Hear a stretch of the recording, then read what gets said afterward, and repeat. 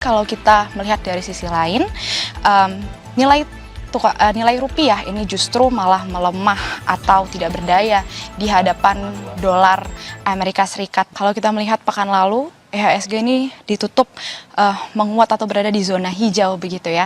Nah, hari ini kebetulan saya memakai warna hijau, harapannya tetap sama berada di zona hijau IHSG. Tapi kita akan melihat bagaimana indeks harga saham gabungan hari ini. Bisa Anda lihat di papan bursa, ini terlihat berada di zona hijau di level 8.117,42 basis, 42, di mana ini terapresiasi 0,19% atau setara 17,36 basis points.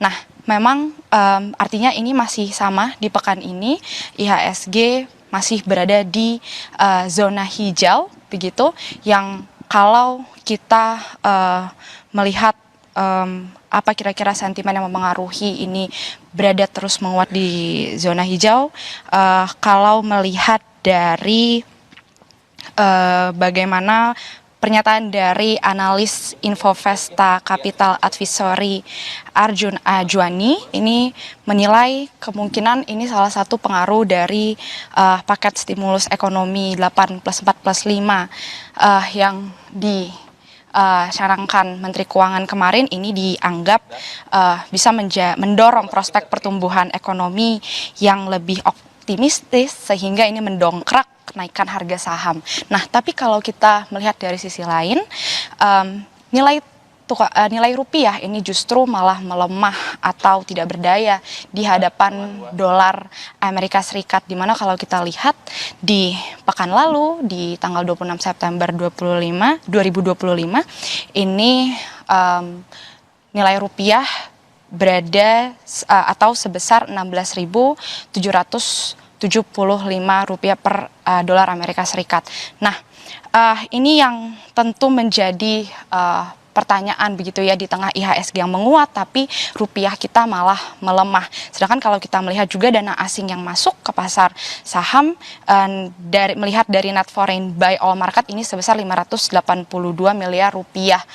Tapi kalau melihat dana asing yang keluarnya memang dari awal tahun itu ada sebesar 54 triliun rupiah. Nah, kami sempat melihat bagaimana pernyataan dari pengamat ekonomi mata uang dan komoditas yang menyebut memang ini ada sejumlah sentimen yang bisa mempengaruhi melemahnya rupiah gitu. Seperti misalnya dari faktor eksternal, geopolitik di Eropa dan Timur Tengah ini juga bisa mempengaruhi. Kemudian bagaimana memanasnya perpolitikan di Amerika Serikat, perang dagang dan suku bunga Amerika Serikat ini juga mempengaruhi kalau dari sisi eksternal. Kalau dari internal sendiri, melihat dari pernyataan Guru Besar Fakultas Ekonomi Bisnis Universitas Indonesia, Telisa Aulia, ini bisa juga karena pengaruh pemangkasan suku bunga acuan tahun ini yang dilakukan oleh Bank Indonesia. Di tahun 2025 sendiri, BI terlihat sudah 6 kali memangkas suku bunga acuan dengan total mencapai 125 basis points. Nah, tentu dengan melemahnya rupiah ini juga bisa memberikan sejumlah dampak seperti misalnya biaya impor membengkak nantinya, kemudian perusahaan yang mengandalkan impor ini juga bisa tertekan, kemudian utang perusahaan membengkak dan juga pertumbuhan ekonomi ini juga bisa terancam.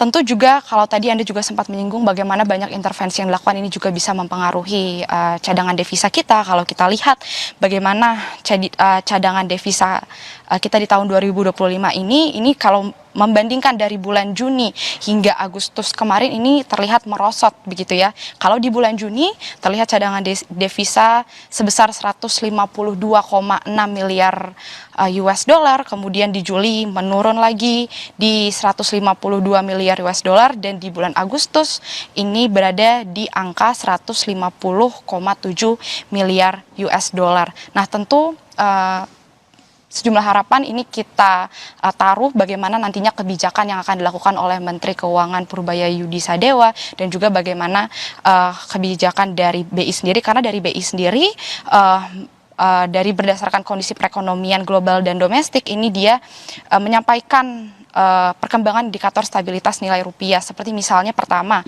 premi CDS Indonesia 5 tahun dari 25 September sampai per 25 September ini naik dibandingkan 19 September 2025, di mana ini sebesar 83,18 basis points dibandingkan 19 September sebelumnya ini 69,59 basis points. Lalu juga terakhir data transaksi ini juga terlihat non residen tercatat terjual neto sebesar 2,71 triliun rupiah begitu. Itu artinya kita di sini sama-sama menunggu apa kebijakan yang akan dilakukan nantinya oleh BI dan juga Menteri Keuangan untuk menstabilkan kembali nilai tukar rupiah.